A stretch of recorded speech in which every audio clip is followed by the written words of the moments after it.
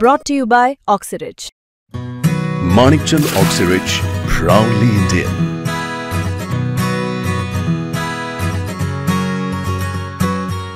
चिखलीतील घटनेमुळे खरं तर शहरातील भटक्या कुत्र्यांचा जो प्रश्न आहे तो ऐरणीवर आलेला आहे। सध्या आपण सांगवी परिसरात आहोत आणि माझ्यासोबत एक श्वानप्रेमी आहेत जे गेली 10 वर्षांपेक्षा अधिक काळ ते श्वानांसोबत राहतात, अगदी भटक्या कुत्र्यांना आपल्या मुलांप्रमाणे जपतात। परंतु हे जे श्वान आहेत, हे जे कुत्रे आहेत, अचानक माणसांवर, मुलांवर, लहान मुलांवर हल्ला का करतात, यामागची काय कुत्र्यांची मानसिकता असू शकते किंवा असे हे जे मुके प्राणी आहेत अचानक हल्ला का करतात, या संदर्भात जाणून घेण्यासाठी आपल्यासोबत दोन्ही जे श्वानप्रेमी आहेत ते आपल्यासोबत आहेत। खरं तर आपलं मुंबई तकमध्ये स्वागत आहे। धन्यवाद। चिखलीतील घटनेचा जो CCTV आहे तो तुम्ही पाहिला असेल, कारण तो मुलगा समोर चालतोय ना अचानक एक 7 कुत्र्यांचं, श्वानांचं टोळकं जे आहे ते थेट हल्ला करते। काय कारण असू शकते यामागे? त्याच्या मागे सर 2-3 प्रकारची कारण असू शकतात। एक तरी पहाटेच्या वेळेला निर्जन रस्ते असतात की ज्या ठिकाणी मोस्टली निर्मनुष्य रस्ता असल्यामुळे त्या ठिकाणी जर कुठली अनोळखी व्यक्ती जर त्या परिसरात फिरत असेल तर प्राण्यांना तेवढा सेन्स असतो की ते जज करतात की बाबा ही अनोळखी व्यक्ती इथे आलेली आहे जी आपल्या परिसरातली नाही आहे, की त्यांना विश्वास असतो त्या गोष्टी करता। आणि दुसरं कारण असं असू शकेल की त्या व्यक्तीकडून किंवा दुसऱ्या त्या माणसाकडून, तत्सम लोकांकडून त्या प्राण्यांना, म्हणजे त्या व्हिडिओमध्ये तुम्ही पाहिलं असेल तर तिथे त्या पिल्लांमध्ये 2-3 महिन्याची छोटी छोटी पिल्लू आहेत की ज्यांना अजून काहीच म्हणजे जगाचं ज्ञान नाही असं म्हटलं तर हरकत नाही, ती पण अटॅक करतात। त्याचा अर्थ त्या माणसाकडून काही जर पर्याय म्हणजे त्रास दिला गेला असेल पूर्वी काही, तर आता CCTV प्रयत्न करतोय आम्ही की त्याच्यातनं खरंच मागचं सत्य पडताळून घेण्याचं की नक्की त्याच्यामुळे काय झालं होतं। आणि दुसरा एक प्रश्न असू शकतो की अनोळखी व्यक्ती ठिकाणी जर असेल, डॉग हा टेरिटोरियल प्राणी आहे, त्याला दुसरा कोण व्यक्ती, तिकडे अनोळखी व्यक्ती जर दिसला जो त्यांच्या मानसिकतेमध्ये, म्हणजे प्राण्यांना आपल्यापेक्षा जास्त चांगला सेन्स असं म्हणतात की बऱ्याच ठिकाणी असं अनुभवात आलेला आहे की आपल्या पोलीस स्टेशनमध्ये पोलिसांच्याकडे सुद्धा चांगल्या प्रकारे डॉग्स का सांभाळले जातात, कारण डॉगना तेवढी स्निफर क्वालिटी आहे की ते शोधू शकतात की बाबा योग्य कोण आहे, अयोग्य कोण आहे। जर 100 लोकांपैकी ते सगळ्याच लोकांच्या अंगावर जातात असंही नाही आहे, काही लोक जे त्रास देतात मुद्दामून त्या लोकांच्या पाठीमागे चालत गेले। आता मी तुमचा एक प्रश्न खोडून काढतो की तुम्ही म्हणताय की त्रास दिला तर जे श्वान आहेत ते हल्ला करतात, करू शकतात। लहान मुलांचं काय? कारण लहान मुलांवरती अनेकदा अटॅक झालेले आहेत, अगदी लचके तोडून त्यांना घेऊन जातानाचा CCTV असेल, घटना स्वतः मी पाहिलेल्या आहेत, मी त्या घटनांचं वार्तांकन केलेलं आहे।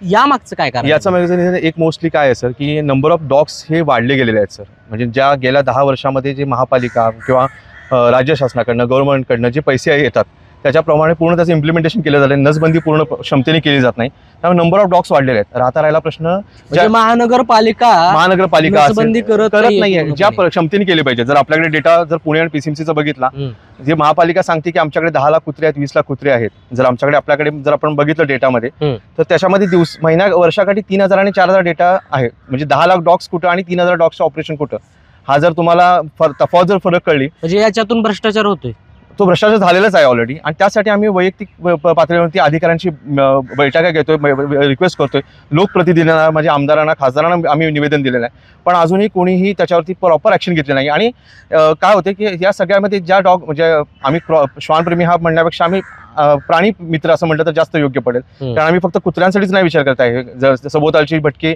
गायी असतील, बैल असतील किंवा म्हशी असतील की ज्यांना बाबा दुखापत होते, ज्यांना काही मदत करायची अपेक्षा आहे, जी बोलू शकत नाही, त्यांच्यासाठी आम्ही आवाज उठवण्याचा प्रयत्न करतोय, एवढा त्याच्या मागचा हेतू आहे। पण त्या मागचा 1-2 असं रिझन आहे, जर त्यांना वॅक्सिनेशन केलं असतं, नसबंदी केली असतं, मागचा प्रश्न आपला राहिला त्याच्यामध्ये की डॉग्सचं आता काय झाले सर संख्या की बऱ्याच ठिकाणी पुणे, PCMC या सगळ्या महानगरपालिका जेव्हा एकत्र झाल्या तेव्हा त्यांच्यामध्ये काय एवढे डेव्हलपमेंट प्रोजेक्ट्स नव्हते, पण जेव्हा हे डेव्हलपमेंट प्रोजेक्ट होत गेले तशा जागा विस्थापित होत गेल्या, पण डॉग्स रिलोकेशनचा नवीन प्रकार सुरू झाला। फॉर एक्झाम्पल समजा ए वॉर्डातनं कोणाला नको असेल तर ते B वॉर्डात डॉग टाकले जाणं, हे असं प्रकार मध्यंतरी घडले, महानगरपालिकेच्या ऑफिशियल लोकांनी केलेले आहेत। आणि त्याच्याबद्दल त्यांच्याकडे म्हणजे अधिकारी सुद्धा स्वतः तोंडावर आम्हाला सांगतात की आम्ही हे करावं लागतं, आम्हाला नाही झालं। म्हणजे सुप्रीम कोर्टाच्या सरळ ABC च्या गाईडलाईन्स प्रमाणे सुद्धा त्यांनी आतापर्यंत काम केल्याचे हे पडसाद आहेत। राहत्या लहान मुलांचा प्रश्न तर ऑब्व्हियसली कुठलाही प्राणी असू दे, मनुष्य असू दे, त्याला भूक ही आहेच प्रत्येकाला. बरं, त्या प्राण्यांवर अटॅक करावा असं आमची अपेक्षा नाही आहे, पण जर त्या प्राण्यांसाठी जर या महापालिकेने प्रॉपर त्याची काहीतरी उपाययोजना केली असती, त्यांना वॅक्सिनेट केलं असतं. जर आता तुम्हीच बघितलं असाल की डॉग हे काही पूर्वीपासून जे आपल्या बऱ्याचशा वर्षापासून आपल्याबरोबर आहे, अगदी महाभारतापासून डॉग आपल्याबरोबर आहे. तर डॉग हा आपल्यासाठी कधी अपायकारक व्यक्ती नव्हती. म्हणजे आज गावाकडे बघितलं तर गावाकडे गाई बैल, आज शहरांमध्ये काय झालं, त्यांना अपायकारक का वाटतंय? कारण काय झालंय? डॉग नको, कारण आज त्यांना डॉग नको झाले. त्याचा अर्थ काय झालं की जागा लिमिटेड आहे प्रत्येकाचा सोसायटीच्या प्रमाणे जागा कमी होत चालल्या, त्यांना वावरच नाहीये. तर प्राणी जाणार कुठं? म्हणजे त्या प्राण्यांना जागाच शिल्लक नाही राहिलेली. आज आपण जी जागा अधिग्रहित केलेली आहे प्रत्येक वेळेला, ती जागा अधिग्रहित केल्यामुळे त्या प्राण्यांना राहायला जागाच नाही राहिलेली. आज ते त्यांचा आदिवास शोधण्याचा प्रयत्न करतात, पण त्यांना ती जागा न मिळत असल्यामुळे माणसाचा आणि प्राण्यांमध्ये दरी वाढत चालली अननेसेसरी. तुम्ही मागाशी म्हटलं की श्वानांची संख्या देखील वाढत जाते. याचं कारण देखील अटॅक मध्ये होऊ शकतं. हा, तर ऑब्व्हियसली त्यांना जर खाद्य मिळालं नाही तर पण जर खाद्य मिळालं किंवा जर त्यांची प्रॉपर निगा राखली गेली, त्यांना वॅक्सिनेशन केलं गेलं, तर या संख्या ऑटोमॅटिक कमी होईल. आणि दुसरी गोष्ट, जर आपल्याकडे आज बघितलं की आज बऱ्याचशा म्हणजे आपण जर प्राणी कृता अधिनियम जर बघितला BNS 325, तर त्याच्यामध्ये आपल्या राज्यांमध्ये जवळपास हजारो केसेस पेंडिंग आहेत त्याच्यावरती डॉगवरती अमानुष अत्याचार केले जातात. म्हणजे मध्यंतरी आपण ही गोष्ट तर सोडून द्या, पण आपल्याकडे बऱ्याच ठिकाणी म्हणजे मुंबई म्हणा किंवा पुण्यामध्ये चांगल्या प्रतिष्ठित सोसायटीमध्ये हिंजवडीसारख्या ठिकाणी एक वृद्ध वयस्काने म्हणजे 65 वर्षाच्या एका व्यक्तीने एका फिमेल डॉगवरती लैंगिक अत्याचार केला. म्हणजे आज सुसंस्कृत लोकांची मध्ये जर अशी मानसिकता असेल आणि तर आपण सांगू शकत नाही की आज माणसांची विकृती किती आहे त्याच्यामध्ये, की त्या विकृतीमुळे लोकांचं म्हणजे विचित्रपणा चाललाय की हे नाही व्हायला पाहिजे. ऍक्च्युली म्हणजे मुक्या प्राण्याला तुम्ही त्यांचा अधिवास द्या. आज आपण दत्त महाराजांची सेवा करतो, म्हणजे आध्यात्मिक जरी वागतो, फक्त आपण गायीची सेवा फक्त वर्षात एकदा करतो, पण आपण इतर दिवशी गायीची कधी उपाययोजना आपण करत नाही. उलट आपल्याला तो त्यांचा म्हणजे हे वाटतो, म्हणजे त्या आपल्याला नको वाटतात गायी. गेली 10 वर्ष झालं तुम्ही श्वानांसाठी करतोय, बाकीच्या प्राण्यांसाठी करतोय. आता जर तुम्ही एक्झाम्पल बघितलं, खाद्य वगैरे देत आहेत, तुम्हाला नेमका अनुभव काय येतोय? कारण आम्ही पिंपरी चिंचवड सारख्या म्हणजे पिंपरी आणि पिंपरी पुणे म्हणा शहराची जी संख्या आहे तिथं दररोज कुत्र्यांचे म्हणजे श्वानांचे जे अटॅकचं प्रमाण आहे ते वाढलेलं आहे. आता या गोष्टीमध्ये मी तुमचा मुद्दा हा खोडून काढण्याचा प्रयत्न करेन की जे डॉग बाईट रिपोर्ट केले जातात, म्हणजे आता जे आपल्याकडे डेटा अवेलेबल आहे, तर एक अँटी रेबीज किंवा एखादा डॉग बाईट झालं तर आपल्याला 5 इंजेक्शन घ्यावं लागतात. एक जर तुम्हाला एखाद्या वेळेस डॉगचं नख किंवा जर दात लागला असेल तर त्यासाठी तुम्हाला 5 इंजेक्शन घ्यावं लागतात. आणि आपलं मेडिकल डिपार्टमेंट किंवा आपलं जे आरोग्य विभाग आहे तो त्याला 5 रिपोर्ट करतो, म्हणजे डॉग बाईट इक्वल टू 5 करतो, विच इज टोटल इनकरेक्ट. म्हणजे हा नंबरच चुकीचा आहे. 1 ला 5 हा नंबरच चुकीचा आहे. समजा जर आता सगळीकडे जी बातमी चालली की 35 लाख टोटल भारतामध्ये झाले असतील म्हणजे डॉग चावण्याच्या घटना घडल्या असेल असं जर गव्हर्नमेंटचं म्हणणं आहे, तर त्याच्या डिवायडेड जर 5 केलं तर 7 लाखाची अमाऊंट 7 लाख होते. बरं, त्याच्यामध्ये सुद्धा अँटी रेबीज ही लस जी दिली गेली जाते आरोग्य विभागाकडनं महापालिकेकडनं, त्याच्यामध्ये फक्त कुत्र्यांचाच विषय नाही आहे. उंदीर, घूस चावली, माकड चावलं तरी ते घ्यावं लागते. बरं, त्याच्यामध्ये त्यांनी क्लासिफिकेशन पण असं केलेलं नाही की पेट डॉग आणि स्टे डॉग्सचं, म्हणजे आपल्या घरात पण म्हणजे सरसकट जर चावले तर तुम्हाला रेबीज घ्या, पण ते बिचाऱ्या भटक्या कुत्र्यांच्या वरती ते चिकटवलं जातं आणि त्याचा पूर्ण म्हणजे आरोप जो आहे तो भटक्या कुत्र्यांच्यावर टाकला जातो, विच इज टोटली इनकरेक्ट. म्हणजे ते तसं व्हायलाच नाही पाहिजे ऍक्च्युली. आणि घरात आपल्याकडे आज प्रत्येकाच्या घरी म्हणजे आज जर तुम्ही जर सोसायटीमध्ये तुम्ही जर 10 लाख जर लोकसंख्या म्हणत असाल तर 10 लाखापैकी समजा 50,000. आता तुम्ही जर पशुवैद्यकीयची परवाने जर बघितले ना तर या दोन्ही महानगरपालिकेचे परवाने बघितले, हे सगळं ठीक आहे, पण आता भटक्या कुत्र्यांचा जो विषय आहे तो सुप्रीम कोर्टात गेलेला आहे. तर सुप्रीम कोर्टाने काय घेतलं सर, सुप्रीम कोर्टाने एखाद्या न्यूजपेपरचं, फॉर एक्झाम्पल आम्ही त्यांचं नाव घेऊ शकतो जर तुम्ही अनुमती देत असाल तर, पण त्या पेपरने ते एक बातमीचं प्रति दाखवलं की एका लहान मुलीच्यावरती त्या डॉगचा अटॅक झाला, पण त्या डॉग बाईटमुळे ती मुलगी एक्सपायर झाली होती. मेलांडिसनी म्हणजे दुसऱ्या आजाराने ती मरण पावली होती, ना की भटक्या कुत्र्यांच्या हल्ल्यामुळे गेली होती. नाही, तुमचं म्हणणं ठीक आहे, आणि बरेच असे व्हिडिओ आहेत की त्याच्यामध्ये मान्य आहे चावल्यामुळे चावा घेतल्यामुळे रेबीज होऊन काही याच्यामध्ये नाही गोष्ट अशी आहे ना सर, रेबीज डिटेक्शन करणं हे एवढं क्रिटिकल गोष्ट आहे. म्हणजे आता जर तुम्ही जर आपल्या सीसीटीव्ही नॉर्मल जे रेबीज डॉग्स म्हणतो आपण, तर एखाद्या रेबीज डॉगचं आयुष्य 2 ते 3 दिवसाच्या वर राहत नाही ऍक्च्युली. जर आपल्या इथे रेबीज तशी प्रमाणात जर पसरलेली असते, नाही, पण त्या रेबीज झालेला जो डॉग आहे त्याचे सिम्पटम्स माणसाला जर चावा घेतला तर रेबीज होऊ शकतो ना, पण त्याच्याकरता उपाय, काही जणांचा मृत्यू झालाय. तर त्याच्यामध्ये काही म्हणजे आपण म्हणतो ना की जर आपण मेडिकल डेटावरतीच अवलंबून सगळं राहायचं म्हणलं तर तसं त्याच्या प्रॉपर डायग्नोस्टिक सिस्टीम नाही आहे की डॉगसाठी पूर्ण त्याचं जर विच्छेदन करून करायचं म्हणलं की त्याला रेबीजच झाला होता का दुसरं काही झाला होता हे पण त्याला सस्पेक्टेबल नाही आहे. सो आपण त्याला काय डॉग अटॅक करण्याचं असं स्पेसिफिक कारण नाही. डॉग स्पेसिफिक करण्याचं असं रिझन नाही आहे. मोस्टली काय होतं सर, की जर तुम्ही एखाद्या एरियामध्ये नवीन डॉग जर कोणी आला असेल की जो तो त्या एरियामध्ये नाही आहे, त्या एरियाचा बरोबर ॲडजस्टमेंट नाही आहे, त्या डॉगला रिलोकेशन जर झालं असेल तर नक्कीच तुम्ही त्याच्यामध्ये त्या डॉगचं बिहेवियरमध्ये चेंज झाला असेल. पण आता आम्ही प्राणीमित्र असा प्रयत्न करतो की डॉग कुठलाही डॉग असू दे, म्हणजे हा आमचा एरियातला नाही पण कोणत्या एरियाचा डॉग बघतोय तर आम्ही त्याला शांत करण्याचा प्रयत्न करतो. बरेच त्याच्यासाठी औषध उपचार आहेत किंवा आम्ही ज्या पद्धतीने प्रयत्न करतो. बरं ठीक आहे, त्याच्यामध्ये आता जसं म्हणतात की 100 2-3 लोक वाईट विकृत प्रवृत्तीचे असतात. आम्ही म्हणत नाही की त्याच्यामध्ये काही विकृत प्रवृत्ती असतील डॉग्समध्ये की ज्यांना कंट्रोल होत नाही अँगर त्यांचा, तो त्या अँगरवर कंट्रोल करण्यासाठी आम्ही प्रयत्न करतो की बाबा नक्की त्याच्यावरती काय सोल्युशन करता येईल. पण त्याच्याकरता त्यांना मारून टाकणं किंवा त्यांना एखाद्या शेल्टर गृहमध्ये टाकणं, मग शेल्टर गृहमध्ये टाकणं हा एक काही सोल्युशन प्रॅक्टिकल नाही आहे ॲक्च्युअलमध्ये. नाही, खरं तर श्वान हा अगदी पोलिसांचा असेल किंवा अनेक गोष्टींसाठी Correct. उपयोगी आहे. हा. परंतु सध्या जी माणसांची मानसिकता आहे ती डॉगच्या विरोधात चाललेली दिसतीये. कारण डॉगची अटक करण्याचं प्रमाण वाढलेलं आहे आणि त्यामुळे आता लोकांना, नागरिकांना डॉग नकोयत. एक रिक्वेस्ट अशी होती सगळ्यांनाच, म्हणजे आपल्या चॅनलच्या माध्यमातून, डॉग बाईट करणं आणि डॉग बार्क करणं याच्यामध्ये खूप फरक आहे. म्हणजे डॉग बार्क करतोय तरी लोक त्याला डॉग बाईटच समजतात ॲक्च्युअली. म्हणजे काही वेळेला डॉग्स असतात जे स्वतःच्या टेरिटरी वाचवण्यासाठी प्रयत्न करत असतात. फॉर एक्झाम्पल ते एका ठिकाणी बसलेले आहेत. म्हणजे आपल्याकडे मी व्हिडिओज आपल्याला असे शेअर करीन की ज्या व्हिडिओजमध्ये ते नाहक लोकांना त्याला डॉगला त्रास दिलेले आहेत आणि तो डॉग त्याच्या त्या प्रोटेक्शनसाठी, म्हणजे स्वतः कुठलाही माणूस असू दे किंवा प्राणी असू दे, स्वतःच्या प्रोटेक्शनसाठी स्वसंरक्षणार्थ येऊ शकतो त्याच्यामध्ये. आणि त्या केसेसमध्ये झालेल्या गोष्टींना पण आपण जर डॉग बाईट म्हणून कन्सिडर केलं. तुमचं अगदी म्हणणं बरोबर आहे. असे अनेक व्हिडिओ तुम्ही देखील पाहिले असतील की अचानक जो भटका श्वान आहे, कुत्रा आहे, तो जवळ जातोय, हा, एकदम प्रेमानं वगैरे त्याला गोंजायचा प्रयत्न केला आणि अचानक तो dog एकदम bite बिहेवियर, होतोय. त्याचा बिहेवियरमध्ये चेंज आहे. म्हणून ते असं अचानक का होतं? तेच म्हटल्याप्रमाणे की 100 तुम्हाला 2 डॉग असे जर सापडतील की ज्यांच्यामध्ये बिहेवियरमध्ये इश्यूज आहेत त्यांचे, पण त्याच्यावरती आपण ऑब्झर्वेशन करून त्याला प्रॉपर, जर महापालिकेने जर किंवा ज्या नगरपालिका आहेत त्यांनी जर आम्हाला म्हणण्यापेक्षा प्राण्यांना जर प्रॉपर मदत केली असती तर हा विषय पहिल्यापासून कंट्रोलमध्ये आला असता. पण हा विषय वाढण्याचं कारणच आहे की महापालिकेचं किंवा राज्य सरकारचं याच्याकडे म्हणजे पूर्णपणे दुर्लक्ष म्हणलं तरी हरकत नाही. म्हणजे आपण जवळचं बघितलं औंध हॉस्पिटल आहे, औंध हॉस्पिटलमध्ये सुद्धा कोणत्या प्रकारची सोयीसुविधा प्रॉपर त्या पद्धतीने दिल्या गेलेल्या नाही आहेत आतापर्यंत.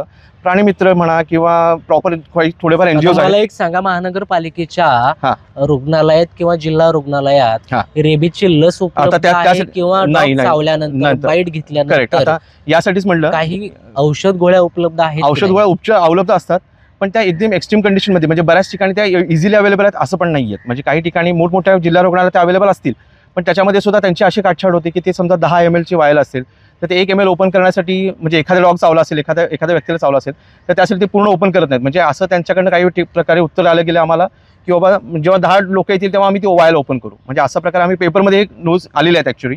म्हणजे असेल हा संत तुकाराम नगरमध्येच विषय आहे परवाचा म्हणजे विषय त्याचाच आहे तिथला, की जिथं खराळवाडीमध्ये सांगितलं गेलं की बाबा आम्ही नाही ओपन करणार आहे एका डॉगसाठी, एका व्यक्तीसाठी मी नाही ओपन करणार आहे. हे टोटली चुकीचं आहे ॲक्च्युली त्याच्यामध्ये. म्हणजे यांच्यावरती ना कुणी, ना महापालिकेवरती या पशुवैद्यकीय विभागावरती किंवा या कुठल्याही विभागावरती ना कुणाचं चेक्स अँड बॅलन्सेस नाहीत. कारण ह्या मुख्य प्राण्यांसाठी कोण बोलणार आहे?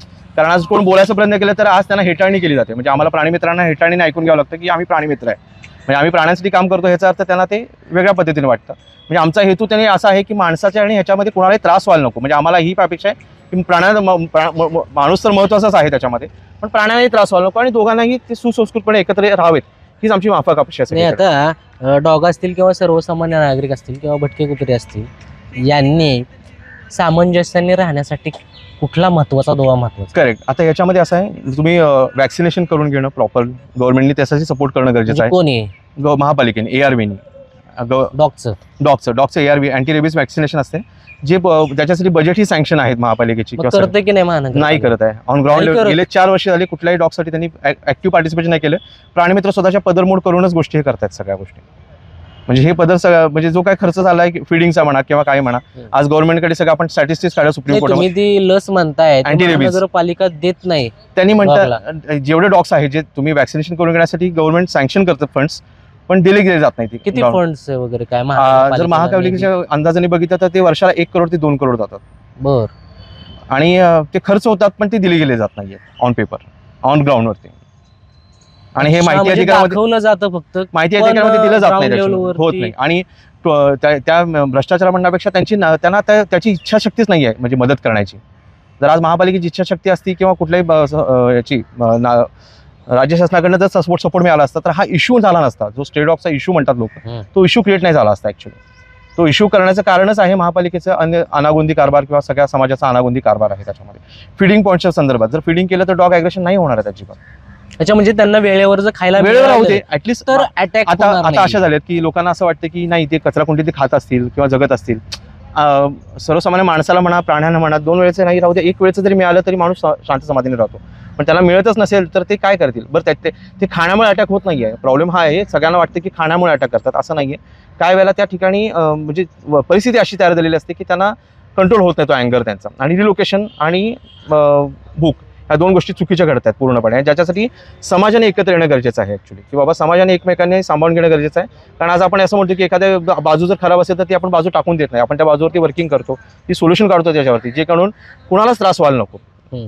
आणि आज प्रत्येक ठिकाणी नसबंदीसाठी गव्हर्नमेंटला आम्ही रिक्वेस्ट करतोय, पण तेवढ्या पद्धतीने व्हायला पाहिजे त्या पद्धतीने डेटा पब्लिश केला जातो, पण डेटा आणि ग्राउंड रियालिटी खूप फरक आहे त्याच्यामध्ये. आपण डॉगला बोलवायचं म्हटल्यास कसं बोलवतो? नाही, ते डॉग्स आता फ्रेंडली असले तर ते आमच्या शिट्टीवरती किंवा हात मारल्यावर येतात पटकन. कशा पद्धतीनं?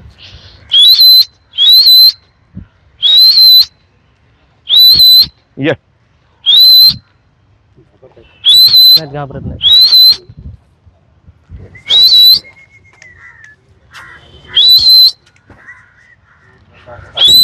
तर हे श्वान प्रेमी आहेत.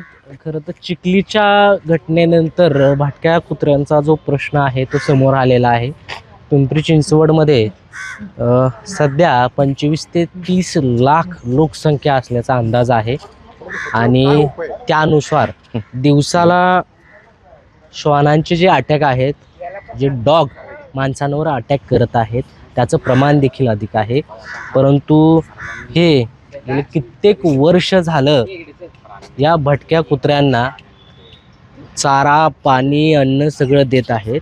आता तुम्ही बघू शकता की या ठिकाणी किती डॉग आहेत. अगदी एका शिट्टीवरती ते इथं आलेले आहेत. त्यामुळं माणसाने देखील कुठंतरी त्यांच्याकडं प्रेमानं बघण्याची गरज आहे. खरं तर डॉग जे आहेत ते ॲग्रेसिव्ह कधी कधी होतात असं त्यांचं म्हणणं आहे आणि त्यातून अशा घटना घडतात. आणि डॉगला तुम्ही काही दुखापत किंवा मारहाण केल्यानंतरच ते तुमच्यावर अटॅक करतात असं जे म्हणणं आहे ते श्वानप्रेमींचं आहे. त्यामुळं तुम्ही जर कुठे जात असाल आणि तिथून जात असताना तुम्हाला कुठला श्वान दिसला तर त्याला डिवचण्याचा प्रयत्न करू नका, कारण तो तुमच्यावरती अटॅक करू शकतो. परंतु तुम्ही देखील सावध राहणं गरजेचं आहे. कृष्णा पांचाळ, मुंबई तक, पिंपरी चिंचवड.